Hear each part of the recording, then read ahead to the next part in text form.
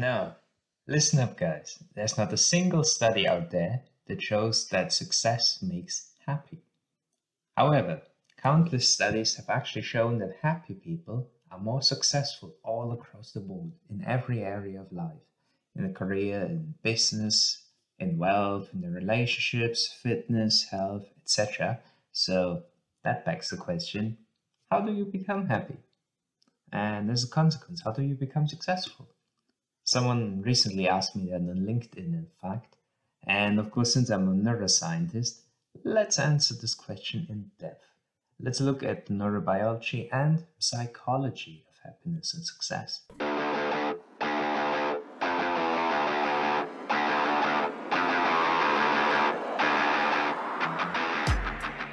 Now, as I've recently learned, personality doesn't scale. What makes you happy doesn't make me happy. I love cooking, you might hate it. I detest pink, you might like it because you're weird. So, like I said, personality doesn't scale, but biology scales. There are a few things out there that make every one of us happy. And on the other hand, happiness is a peak performance habit. Our brain is hardwired to function at its very best when we are positive and happy. So in this video, I will give you clarity on what actually produces happiness, as well as fulfillment, peak performance, and success along with it. And I will also cover why you probably get happiness all wrong. So stick with me and find out. Now, to start with, I will go over the 3 key lessons that you must know about happiness, and thereafter I'll discuss the 3 levels of happiness that we humans, and that can you of course, can achieve according to neuroscience and psychology. And as a bonus for those of you who watch the video until the end, and the full video that is, I will also give some insight into what passion and purpose actually are, as well as the flow state, which is the most productive, focused, creative and pleasurable state in existence. So if you're excited, just take a moment, give the video a like, click the subscribe button if you haven't, I would appreciate that, and let's dive right in. So, lesson number 1. What biological mechanisms actually make you happy, and why does happiness not last? Now, it's true, reaching a goal, it feels good. And why is that? That's because every time you crush a goal, for example, a little bit of the feel-good and reward neurochemical dopamine is released in your brain. It's that feeling of satisfaction that you get when you tick off a task from your to-do list, for example. The problem is that this feeling of happiness and satisfaction that dopamine gives you, it fades quickly. The problem is that happiness is just an emotion, and it doesn't last long. It only lasts as long as dopamine is in your brain, basically. That's a problem. Now imagine you are unhappy right now and you want the dream job because you think that everything will be amazing then. So you work 10 years, you force yourself out of bed, you go through the motions, and you're unhappy all along. But you think every day of my life is shit, but it will be amazing once I finally get my dream job in 10 years. Well, in any case, you do in fact get your dream job after 10 years maybe. Now, let me ask you, how long would you be happy? You'd probably be stunned the moment you were offered the job. You would get the dopamine shot in your brain. It would make you happy for 5 minutes, that is, and then it would wear off. I mean, dopamine in the brain is removed very quickly. And the routine of your job kicks in. You would have to get another dream job to be happy again for 5 minutes maybe. Now, is that a recipe for success? I'd say it's more a recipe for disaster. So, what you need to understand is that, once again, to summarize this, after every success, a little bit of the feel-good neurochemical dopamine is released in your brain to make you feel happy. But then again, dopamine is removed quickly. And the happiness that dopamine brings, it fades very quickly again. So another success is needed in order to get more dopamine and to get more of this feel good and happiness neurochemical. Now, on to the second thing that you must know, and that is the problem with happiness. And unfortunately, why our base level of happiness is somewhat predetermined. Now, a phenomenon that was actually discovered by the psychologists Philip Brickman and Donald Campbell is known as the hedonic treadmill. Now, hedonic is just a weird technical term, but in simple words, it simply means pleasant sensations. So what these psychologists actually noticed is that we have very stable level of happiness throughout our life. It's basically a line.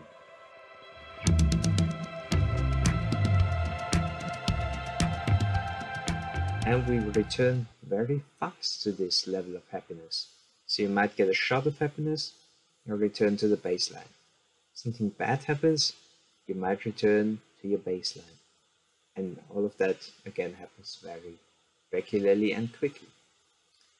Now 50% of this base level of happiness, this line basically, is genetic. So no matter what happens, you can have a series of positive events, you will go back to the base level. You will get used to these happy making events and that won't make you happy anymore.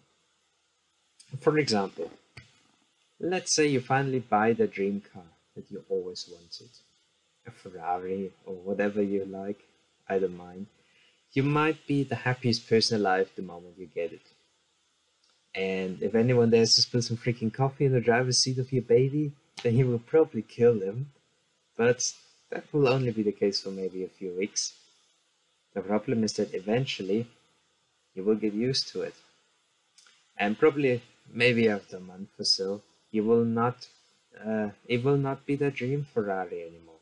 It will just be a car. And you might start thinking about buying the next car already, or maybe getting the next model. I mean, you might have a red Ferrari and now you want the black one as well. That would be cool. That's mostly because the red one doesn't make you happy anymore. So basically, what the hedonic treadmill actually is a cycle out of several steps. So first we have a desire, then we strive to get this desire, we obtain it, we enjoy it, but then we adapt to it. Whatever gave us pleasure and enjoyment becomes normal for us. So as a product of that, we desire even more. And that is the cycle that always brings us back to the same base level of happiness. Now the good thing is, the inverse is true as well.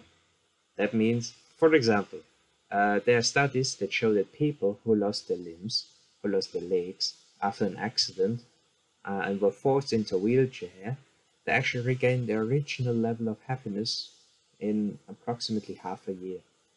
So what that means is they get used to the fact that they cannot walk anymore and the happiness recovers. So again, to summarize lesson 2, that is that we have a set base level of happiness, this line basically. Good things can happen, bad things can happen, but no matter what, we always return to the same baseline. And especially if we undergo the same thing over and over again. So, for example, if we eat the same piece of cake several times, at some point it won't make us happy anymore, and that is because we adapt to it. Now, on to the third lesson that you need to know, and that is why reaching your dreams per se doesn't make you happy, but working towards them does. Now, it probably begs the question, what is the point of having goals, purpose, and dreams if your happiness levels are constant anyhow? Why do you even bother? Now, it's true, a goal is not automatically making you happy forever if you achieve it. It only makes you happy for a brief moment, pretty much until the dopamine shot in your brain fades. You need to crush another goal for more dopamine, and to get more happiness. And that's actually a good thing, believe it or not, because that also drives you, because it gives you momentum. Now, simply put, the only reason why we humans actually love crushing goal after goal after goal after goal is because we are rewarded with a short burst of dopamine and with that happiness every time we push or achieve a new goal, every time we master a slightly harder goal, every time we succeed in a slightly harder challenge. So it's basically an upward spiral. Reaching one goal motivates you to shoot for the next higher goal, because all of them, again, release dopamine. And that's how we also grow and become our best self over time. Now, don't forget that dopamine is actually a reward chemical. It's addictive. In fact, heroin is so addictive and pleasurable because, similar to achieving mini goal after mini goal after mini goal, it also releases dopamine in your brain. And in that context, a side note, reaching a dream per se is not giving you happiness. Uh, Instead, you create happiness through the many small wins that you have along the way. So, the actual purpose of dreams is not to make you happy, but dreams have another role. They give us clarity on what we want, who we want to be, and who we want to grow into. So basically, dreams give us direction, dreams give us meaning, and again, seeing the meaning in what we do makes us more likely to take action, to achieve those small goals after small goals after small goals, and again, to keep doing that over the course of our life. That is what will make us happy and accomplished. So again, to summarize the entire lesson here, that is that dreams give us direction. It's pretty much like a life map, you could say, and working towards your dreams, but not reaching the dream per se, make us happy. So again, every mini goal that we achieve to reach our dreams releases a little bit of the feel-good neurochemical dopamine in our brain. So it creates momentum, and every time we reach a goal, we thus become motivated to shoot for the next goal, and the next goal, and the next goal, which will make us grow and become better over time. Alright, now that we have those key lessons down, now that we know what happiness is all about, let's look into the 3 levels of happiness that a human can reach. According to neuroscience and psychology, that is, and nothing objective. So, keeping all of the lessons in mind, Martin Seligman, he is actually an expert in positive psychology, and others, they've determined that there are again the following 3 levels of happiness. The first one is known as moment-to-moment happiness. It's also called the hedonic approach to life. And it pretty much means that you're seeking pleasure to become happy. That could, for example, mean that you eat that piece of cake after lunch, or you smoke that cigarette, and you're happy for 1 minute, probably until the guilt kicks in, and you do it all over again. So that's basically the lowest level of happiness that you can have in your life. That actually most people, I'd say 95% of people actually have. Now, the second level of happiness is engagement. That means that you get pleasure from seeking hardships and challenges instead of seeking pleasure. Now, passionate people also fall in this category, in fact. For example, you might try to learn a very difficult song on the guitar, such as Tim Henson from Polyphia, my favorite band, instrumental band if you know them. Their songs are fucking difficult, holy shit. Anyhow, you struggle for weeks, you try to learn the song, but eventually you get it down perfectly, hopefully. Or you put down the damn cake after lunch, you do strength training, you do cardiovascular activity, you diet for weeks, and eventually you step on the scale and you notice that you're 5 kilograms lighter, and you're happy. And that is basically the second level of happiness, engagement. Why is it better than the first? That is because in this case, you learn to get your dopamine and happiness reward from pushing yourself, from crushing challenges, and from mastering hardship. And that's pretty much because pushing yourself and constantly challenging yourself slightly above your skill level, what it also does is push you into the flow state. Now, the flow state is the most pleasurable, productive, and addictive state in existence. Now, when you enter macro flow, for example, so if you're really deeply into flow, it can even be mystic at times. You can become ecstatic and get crazy out of this world experiences. That has actually been reported by extreme athletes, monks, etc. So, simply put, level 2 of happiness is if you have a high flow lifestyle. That means you do activity that are hard, you seek out challenges and hardship in order to get into the flow state. And that's quite important. Yes, I'll say it. And that it's people with high grit, so people with high mental toughness and physical toughness, they are happy. Alright? They perform better as well. Now I talk about grit and how to build it in another video, so I'll link it in the comments for you, and you can check it out later. But forget about freaking motivation. Grit is where the high performance and happiness is at. So make sure you train up your mental and physical toughness.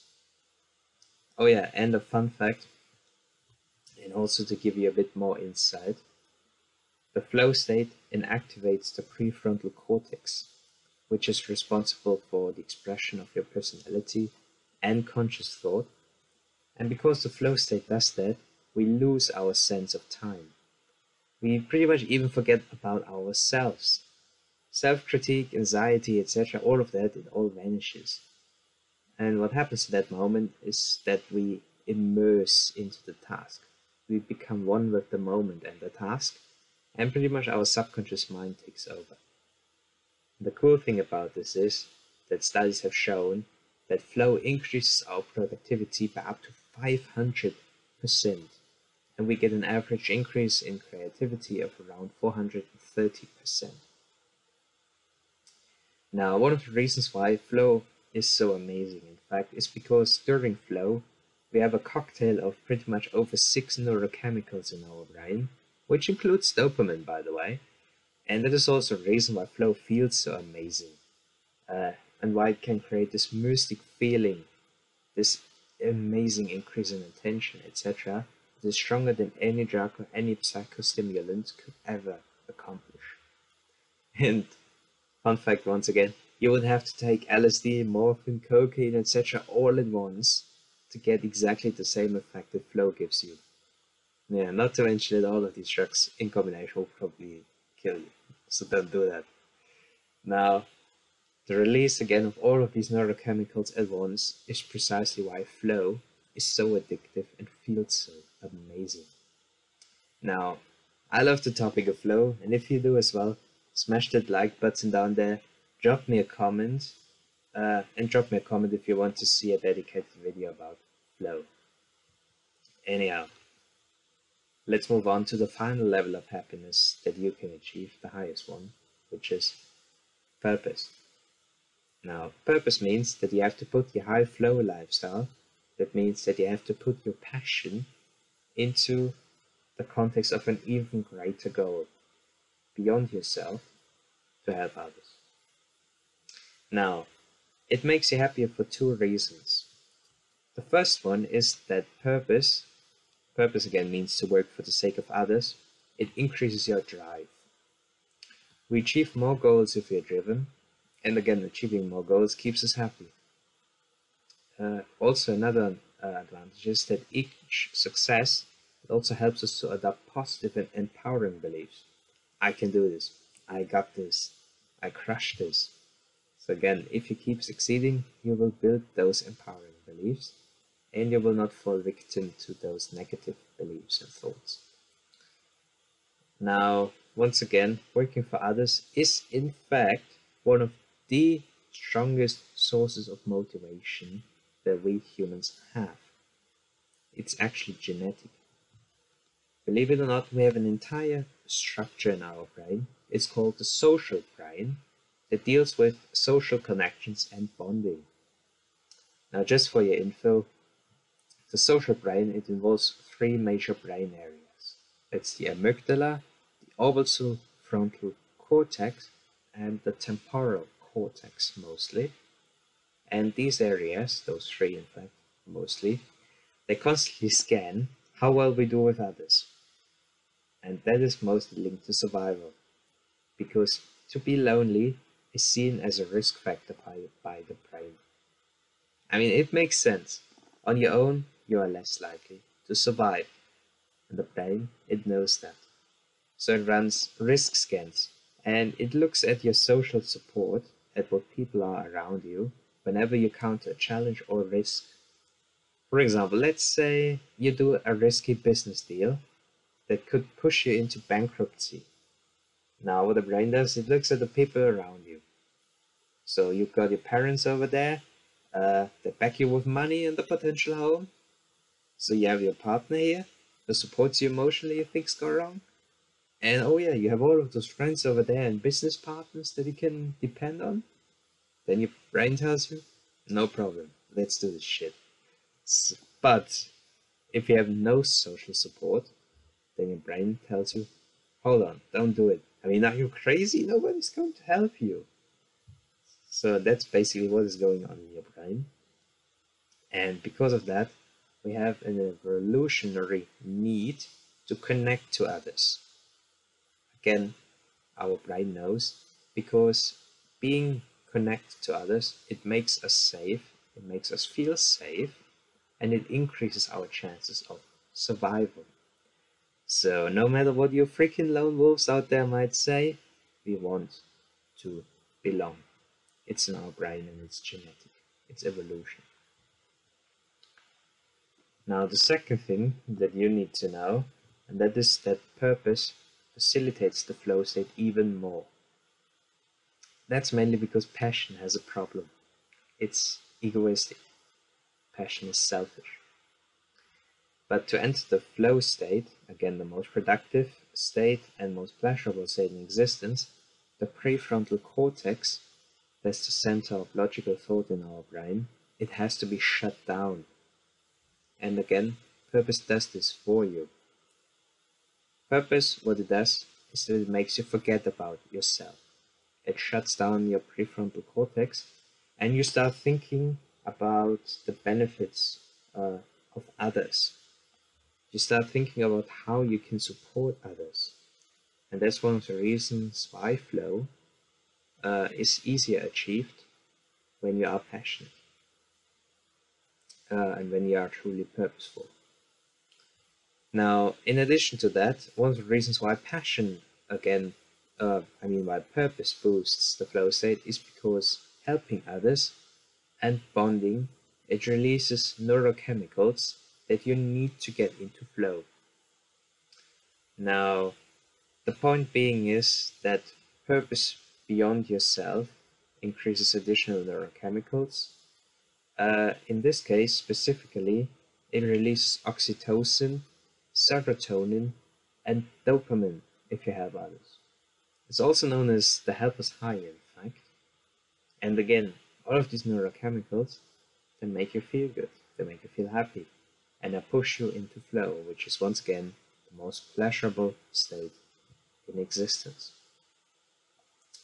Now, that's actually something I found recently, and that there was a neuroimaging study in 2016, and this study actually showed that giving has greater health benefits than receiving help. That means those who helped others, they had stronger reductions in stress-related brain areas, those who got the help. I'll link the study in the comments if you're interested in more neuroscience. But what this means, basically, in other words, is that our brains are hardwired to feel or get rewarded for selfishness and not. I got it the wrong way, man. Jokes aside, it's the other way around. So, what it means is that our brains are hardwired to feel rewarded for selflessness. Got it this how? So, our brain feels rewarded for selflessness, and our brains are not motivated for selfishness. So let it sink in.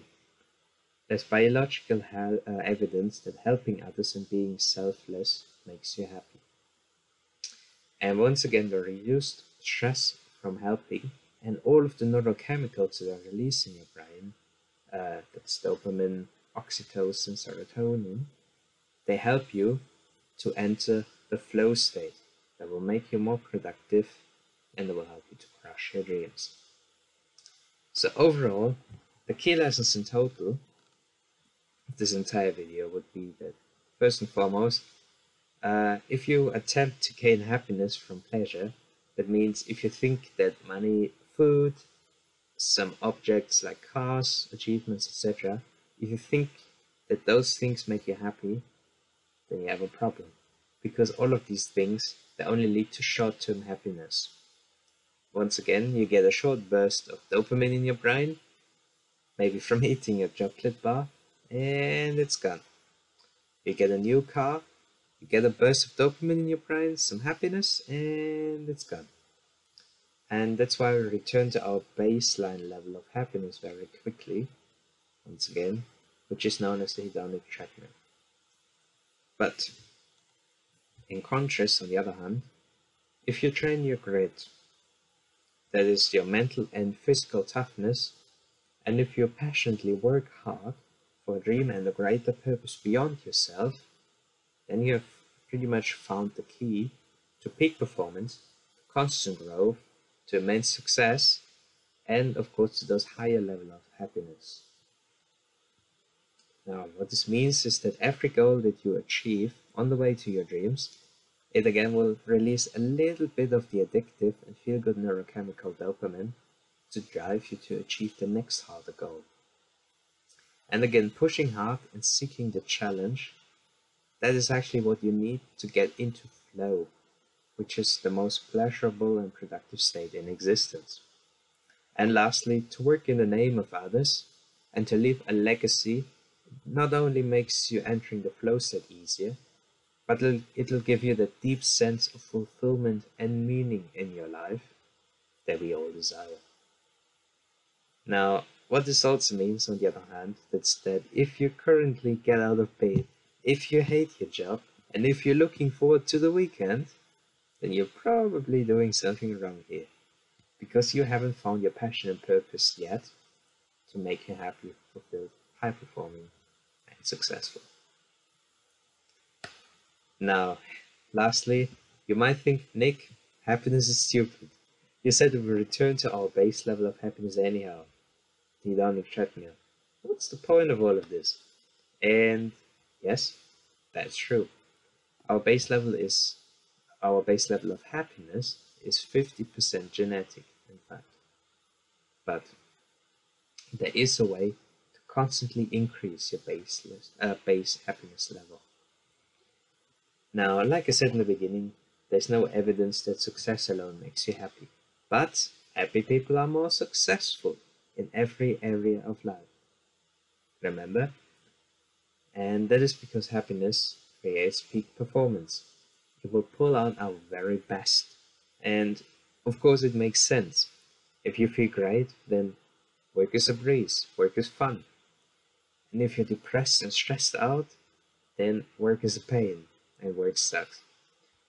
So in addition to the happiness recipe that I've pretty much given you in this video, we also need to learn to become happy.